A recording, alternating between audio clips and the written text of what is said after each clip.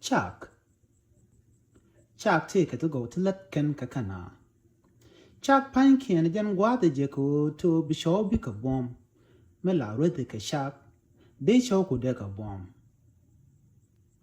Ken chak pankin malaka masi. Deka point do. Men chichwa the long kashi penny pin. A dekan a jao to be chill. Guaka queen ent and conti dugdu ko der dugdi and dereje yot pin. Chak ba malaka ready. Ken jack and leku ko bika late to bomb bomb. Ka bika late to go. Till a late polar point. Ken chak pankin malaka masi. Deka loy de mala wang deka na dwang pin. Lodge mala wang chet ko dong la loy adop ki jon ya loy du. En chak point de kan loy mo mala jon ya mo deka na dwang pin ko chelo ju dia jon ya. Chak pankin jakan gobdu ko to ba memer. Bu gobdu ba pot mala mete ka chak ni chang gobdu dera pot ba.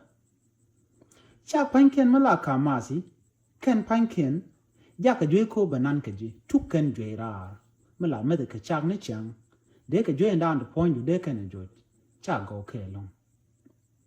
Chak mala ka madi ka jin la widu la ja jigi che wi le je ki ti ka chel to goal mi chi mat ka chak de chak ka dwan pin ba de widu dara pal de cher ko ba de ka pal ka kucha mo chak gwaye en wo de ka mat a gadi tieni a chu men ne tidit mi jira mo goro de riduk chu mat ka chak ko chak yot ka ne duk pin mi jira mo gor pal pan ka no to bite ka pon mo gwa ka bi choku bu ka bom ko chi kan de mal tiat ka chi de mal tul ka chi de mal wop goro no bi amete ka chak ni chang chak go ke long ka kwi polo pan